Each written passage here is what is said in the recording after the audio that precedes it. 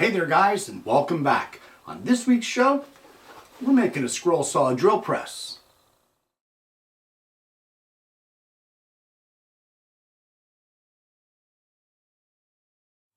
Well, there may be some of you out there that are wondering what a scroll saw drill press is. Well, it's for use when you're doing fretwork, where you have many blade entry holes to drill, and normally you can do them at the drill press depending on the size of your piece, but it's a real pain in the shoulder pulling that handle down all the time. Also, if a piece is too large, sometimes it doesn't fit on the average home shop drill press because of the post of the drill press. It gets in the way. You can purchase these things, but they're kind of pricey. So I thought that I would try to make one here on the show today. So let's head over to the bench and see what I have in mind. Well, the project is going to start off with 2 pieces of 3/4 inch scrap plywood. And in this case, they are 3 inches by 3 inches. It's important that both pieces are the same and both pieces are square because alignment is important for this project. So we're going to put one of them off to the side for now, and we're going to concentrate on this one, which we are going to call the base of our project. So the first thing that I want to do is I want to draw a line at 3/8 of an inch in from the edge all the way around.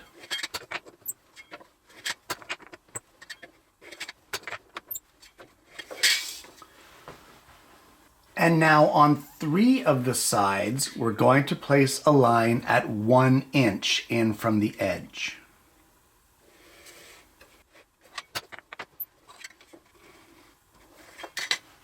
Now at this point, we can get a circle template and place a circle right here in the center, because that will end up being a cutout. And now at this point, we can take our other 3-inch square. This will be our top section. So for this one, we need to draw a line at 3/8 of an inch in from all sides, just like we did on the base.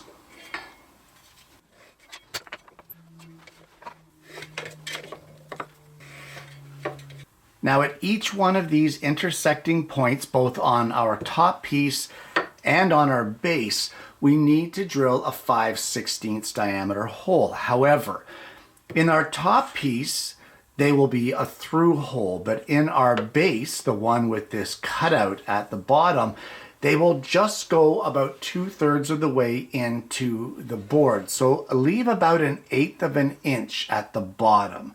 So we'll get those holes drilled and then I'll show you what we do next. I'll just point out though that it's very important that these holes are exactly in line. So my suggestion here would be to take them and drill them both at the same time using a fence setup. So have your base piece where you don't want it to be a through hole on the bottom, and then from there you can drill through, but just not all the way. Also, I would mark one side so that you know how everything aligns. It has to align perfectly. All right, and with those holes drilled, we can take our base and put that aside. But in our top piece, we now need to mark the center. So we'll just put a line here from corner to corner. There we go, just like that. So at this point in time here in the center, we're going to need to drill a hole. However, what size hole, we don't know. The reason that we don't know is because we have to measure what we're going to use for the drilling. And in my case, it's going to be a hand carver handle. So I'll just take a measurement of this here to see what size it is so we know the size of the hole. It's 1 inch. So we're going to need a 1-inch hole right there in the center of our piece. So I'm just going to use a circle template just to make things simple. We'll line it up and draw our hole. Now as well, what we will do is on the front end, and the way that you'll know the front end is it is this gap right here of the base. This is your front end. So you need to draw a square line from the center out to the front. So right here. All right, so what do we do with this from here? Well, from here what I'm going to do is I'm going to take this piece here, the base piece, over to the scroll saw, and we're going to cut out that center section that we drew. That's this one right here. As well, we're going to cut this one here. We're going to use a couple passes here to cut on this line to make the kerf a little larger. You could use the bandsaw if you really want it to be a good thick kerf, but here for this hole you can either cut it at the scroll saw or you can do it over at the drill press with a 1-inch diameter Forstner bit, whatever you like. Either way, let's get those two sections cut and that slot cut here, and then we can carry on. Well, at some point in time while using this drill press, your tool, whatever it is that you're using, whether it be a Dremel or for me the carving handle, has to fit down into this gap, and it doesn't. Mine's a little too small. So I'm just going to extend it out to either side by 1 more 1/8 of an inch, and then I'll take it over to the scroll saw and recut this so that it fits properly. All right, and with that we've made it a little bigger by cutting this out at the scroll saw. So we can put our base aside. We're pretty much done with that at this point. And we have this piece, which has our 1-inch hole cut through here. I actually decided to go with a Forstner bit as opposed to the scroll saw. And then we have our kerf cut through here. We now need to drill a 1/4-inch hole right through here, all the way through, in order to have this clamp down onto our base.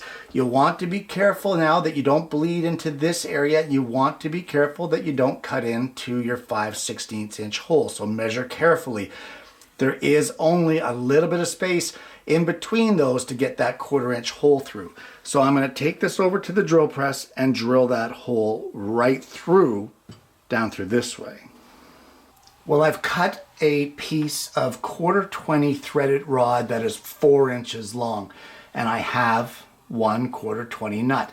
So what I'm going to do is I'm going to place this nut on the end of the rod, and then we can place it or slide it through our hole, just like that. Now once we get it slid through, what I'm going to do is I'm going to trace around this nut. And then using a 1/4-inch chisel, I'm going to chisel out a recess for that nut to sit in. Once I get that done, what I want to do is I want to basically mangle the threads on the inside of the nut here, on the threaded rod. That way, when we're tightening the jig knob, those threads will jam against this nut and won't allow it to spin. So that's what we're going to do at this point in time now is, well, I guess I'll get that done and I'll see you when I get it finished. Well, I actually ended up taking these threads over to the vise and cranking them in there and damaging the threads. That way, the nut's not going to turn. It will turn a little bit till it gets to the mangled threads and then it's done. So you've basically created a 1-nut jam nut. So with that recess chiseled out, we can place our nut in there. It sits nicely. And then on the other side, we're going to place a 1/4-inch washer and then a jig knob, whether it be a store-bought or whether it be a shop-made. But we're going to need a jig knob right on here. All right, so at this point, what I'm going to do is I'm going to put all these little tools away to clear off my bench, and I'm going to get rid of all of these pencil lines and just give these pieces a light sanding. Well, the next thing that we're going to need is 4 pieces of 5/16 diameter dowel, and they are 4 inches long. They are a tight fit into these holes, and we want to keep that tight fit into the base. However, what we need is for this piece to be able to slide up and down on there. So pick an end that you want to place in here for your tight fit and give the rest of the dowel just a light sanding for about the last 3/4 of it until the dowels fit snugly but slide well inside of these holes. You need them all to slide smoothly. You don't want them to be grabbing and jamming. So just sand those until they're nice and smooth moving. And once you're happy with the way that they slide through these holes, then you can apply a little dab of glue and we will glue them in place into our holes, making sure that each one is in there perfectly square. Well, before we glue in our dowels, right now they're just dry fit. I have 4 of these. And what these are a light duty spring. They're about 3/4 of an inch long. They were in a variety spring pack that I picked up from Princess Auto on sale.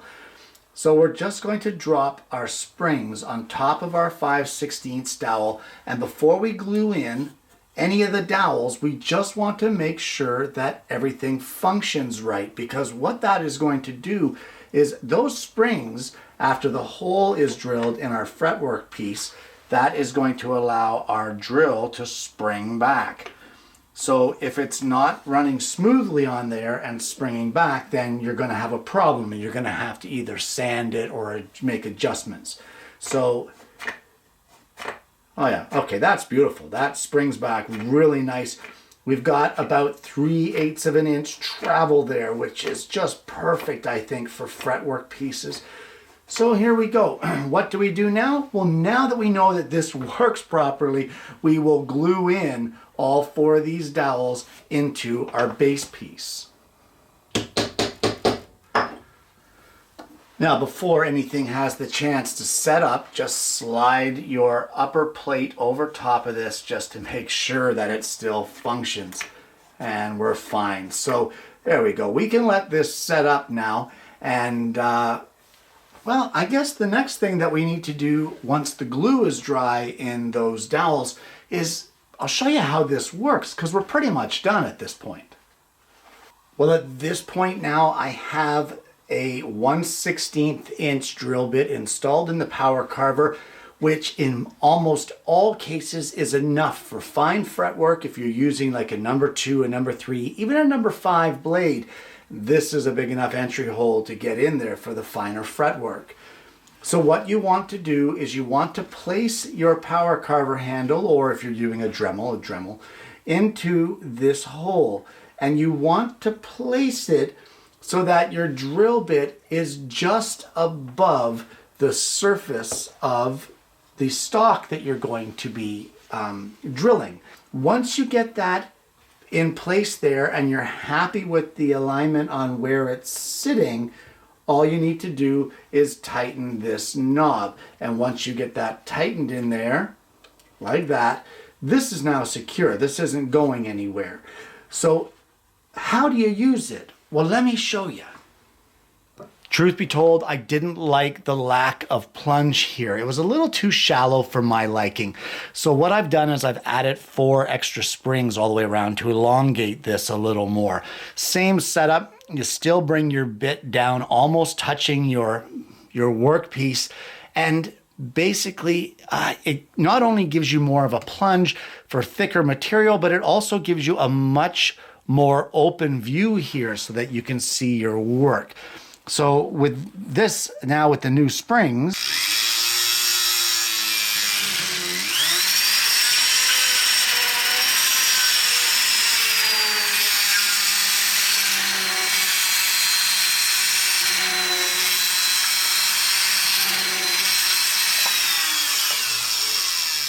yeah, I like that a lot better. And it's a lot easier to use when you're not fighting around the camera.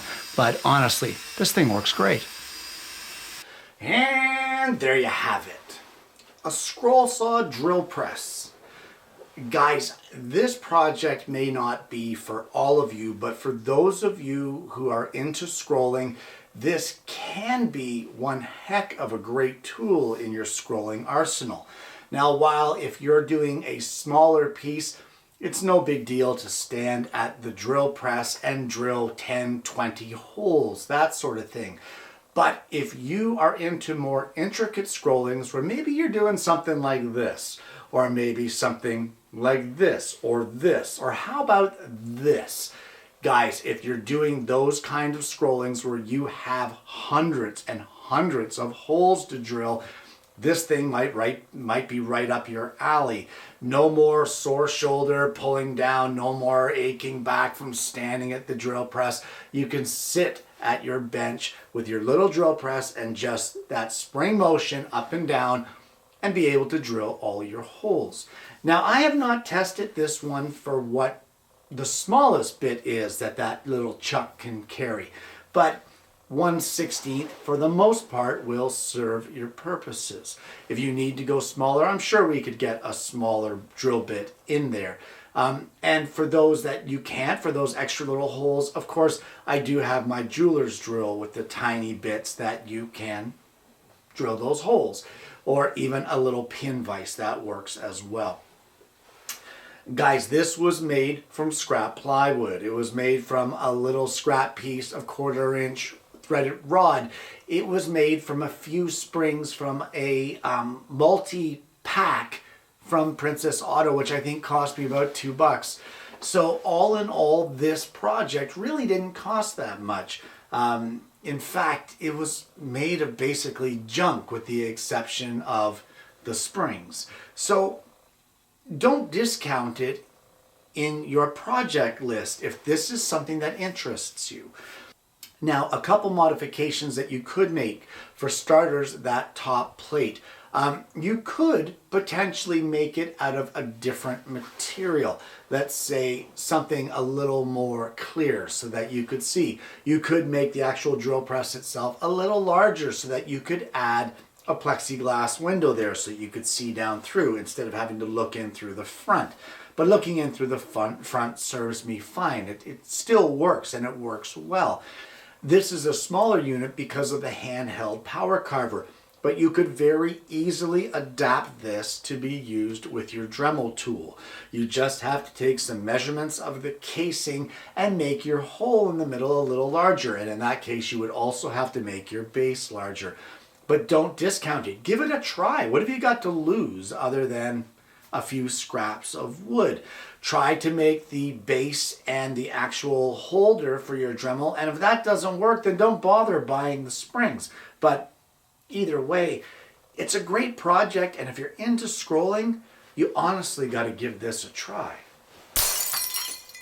Guys, I want to thank you so much for tuning in this week. This one's been fun. I've had this on my list of show ideas for a long time. I've had these springs for a very long time and just haven't gotten around to doing it. I've been so busy with other projects. But I'm glad that I finally was able to bring it to you today. If you haven't already, please consider liking and subscribing to the channel. Click the bell and then you won't miss notifications of future episodes of the program. We have a lot of variety here and a lot of fun every Tuesday and Friday, and I hope you're going to consider becoming a part of that. Guys, I hope you've enjoyed today's show. I hope that if you're into scrolling or you want to get into scrolling, you're going to give this a try for yourself, and I honestly hope that you're going to join me again next week when I bring you yet another woodworking video.